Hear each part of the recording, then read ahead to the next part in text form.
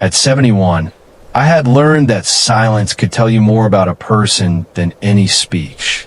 That evening, my son Daniel sat across from me at the kitchen table where he had eaten cereal as a boy. Now he wore a $12,000 watch and a tailored suit, and his black Mercedes waited outside my little brick house. Beside him sat his wife, Vanessa. She had not touched the coffee I made. "Dad," Daniel said, sliding a folder toward me. "We need to talk about the house." I looked at the folder, but didn't open it. "My house." Vanessa smiled. That smile made my stomach tighten. Daniel leaned back. "You're 71. This place is too much for you. The taxes, repairs, yard work. Vanessa, and I think you should transfer the property to us." I stared at him. 38 years earlier, I had carried his mother, Margaret, through that front door after our wedding. We raised Daniel beneath that roof. I worked double shifts as an electrician to pay the mortgage. Margaret planted roses outside the kitchen window. She died in the upstairs bedroom 11 years ago, holding my hand. And now my son wanted me to sign it away. "You think I don't need my home anymore?" Daniel sighed impatiently. "Don't make this emotional, Dad." Vanessa finally spoke. "We're thinking about your future." "My future? We could eventually put you somewhere comfortable," she said. "A retirement community." I almost laughed.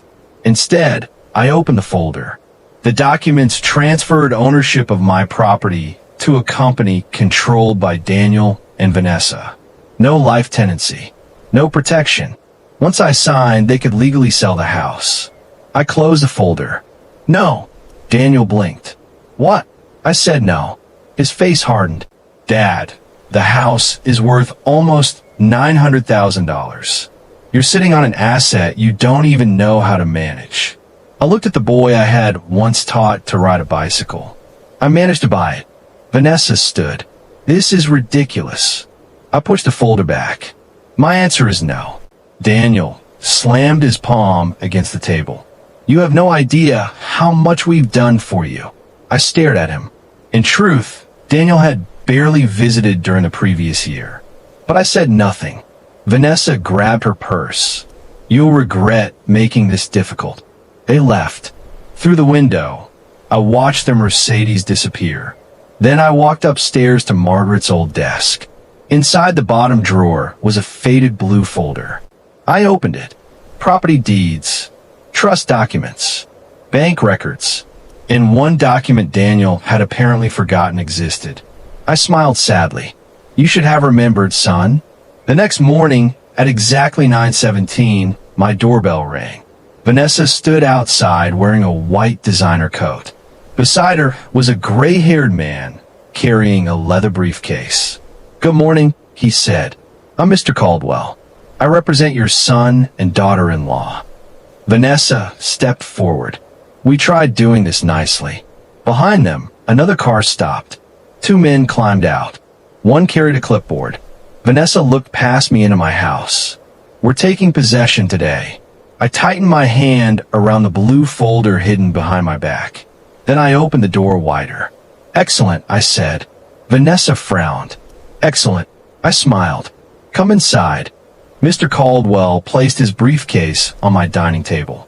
Vanessa remained standing. She looked strangely pleased, as though she had already chosen where my furniture would be thrown away. "Mr. Bennett," Caldwell began, "your son has reason to believe this property should be considered part of a family asset arrangement." I raised an eyebrow. "Family asset arrangement?" He cleared his throat. "There are financial records indicating Daniel contributed to expenses associated with this property." That was technically true. 3 years earlier, Daniel had paid $6,000 toward a new roof. I had tried repaying him. He refused. Apparently generosity had been an investment. Vanessa folded her arms. "Daniel has supported you financially. $6,000? It establishes an interest," she snapped. Caldwell looked uncomfortable. "It potentially establishes grounds for a civil claim." I nodded. "And the two men outside?" "Property assessors," Vanessa answered. Once everything is settled, we'll list the house. She said it so casually that something inside me finally broke. Not anger. Hope. The foolish hope that my son had come yesterday, because some small part of him still cared about me. I walked toward the fireplace. A photograph of Margaret rested on the mantel. Daniel was 8 in that picture, sitting on her shoulders, laughing. "What happened to you, Danny?" I whispered. Vanessa rolled her eyes. "Please spare us the sentimental performance." I turned around. "Does Daniel know you came here?" Her expression changed for half a second. That was enough. He knows what needs to happen, so he doesn't know. Caldwell looked at her. "Mrs. Bennett?" She ignored him. "Sign the papers." I sat down. "No." Her voice sharpened. "Then we'll take you to court." "Good." Silence. Caldwell studied me carefully. Most frightened old men probably didn't respond to lawsuits by saying good. I placed my blue folder on the table. "Before you threaten me again, Mr. Caldwell, perhaps you should ask your client about the house she currently lives in." Vanessa laughed. "Our house has nothing to do with this." The mansion on Hawthorne Ridge. Her smile disappeared. Caldwell nodded slowly. "The property valued at approximately $3 million? "That's ours," Vanessa said. "No," I replied. "It isn't." She stared at me. I opened the folder. 8 years earlier, Daniel's technology company had nearly collapsed. Banks rejected him. Investors disappeared. He came to me desperate. He needed capital to save the business and purchase a home that would impress potential clients. What Daniel never knew was that Margaret had inherited several commercial properties from her father. After she died, those assets passed into a trust. I control that trust. I loaned Daniel the money, but his mansion was never purchased in his name. The trust bought it. Daniel and Vanessa received occupancy rights under conditions buried inside documents Daniel had signed without reading. Caldwell took the deed from my hand. His face went pale. Vanessa whispered, "What is that?" "The truth," I said. Caldwell turned another page, then another. Finally, he removed his glasses. "Mrs. Bennett, what? You and your husband don't own your residence." Her lips parted. I leaned forward. "And there's something else." My phone rang. "Daniel." I answered and put him on speaker. "Dad," he shouted. "Is Vanessa there?" I looked directly at her. "Yes." "Don't sign anything." Vanessa's face drained white. Daniel's breathing trembled through the speaker. "Dad, please." "Vanessa found the trust documents last night. She knows." I closed my eyes. So that was it. She had not come from my house because I was old. She had come because she had discovered that the mansion she called hers belonged to me, and she wanted leverage. Unfortunately for Vanessa, she had overlooked one final clause. Caldwell read the final clause twice. Then he slowly pushed the document away from Vanessa. "What does it say?" she demanded. He hesitated. I answered for him. "The trust allows Daniel and his spouse to occupy the Hawthorne Ridge property as long as they remain in good standing with the trust." Vanessa swallowed. And in attempting to seize, defraud, or financially exploit, the trustee terminates those occupancy rights. Her face froze. Caldwell closed his eyes. "Mrs. Bennett, I strongly recommend that you stop talking." She ignored him. "You can't throw us out." "I haven't thrown anyone out. You're threatening us." "No, Vanessa. Yesterday you threatened me. Today you arrived with a lawyer and property assessors." Daniel was still on speaker. "Dad, please don't do anything." His voice no longer sounded like the millionaire businessman interviewed in magazines. He sounded 12. I remember that voice. It was the voice that called for me during thunderstorms. "Daniel," I said quietly, "did you want my house?" Silence. "Dad, answer me." "Yes." The word hurt more than I expected. "What?" He exhaled shakily. "We're in trouble." Vanessa glared at the phone. "Stop talking." Daniel continued. His company had borrowed heavily during expansion. 2 investments had collapsed. Their luxury cars were financed. Their vacations went on credit cards. The millionaire life was mostly theater. They needed cash. My $900,000 house had become their emergency exit.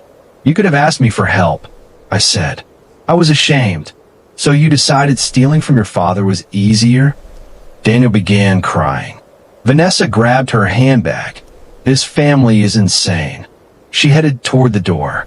Vanessa, I called. She stopped. You came here to take my home. She turned. I placed another document on the table. So I made a decision about mine. Caldwell read it first. His shoulders sank. What? Vanessa demanded.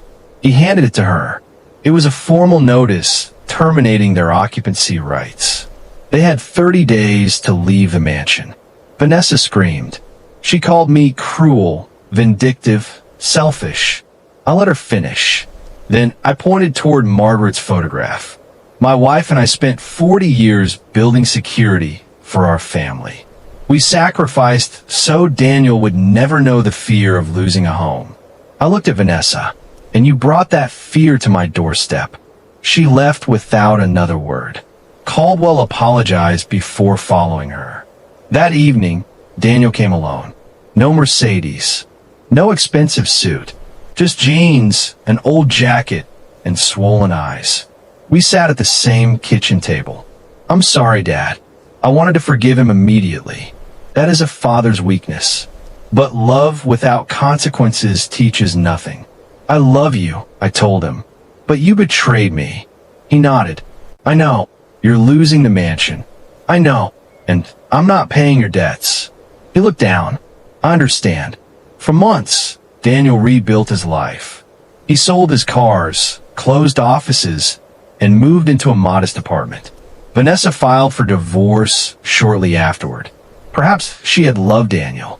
Perhaps she had loved the millionaire more. I never asked. A year later, Daniel knocked on my door carrying a toolbox. The porch railing is loose, he said. I noticed. I thought I could fix it. We worked together until sunset. When we finished, we sat on the porch beneath the roses Margaret had planted. Daniel looked at the house. Dad, yes. I finally understand why you wouldn't sign.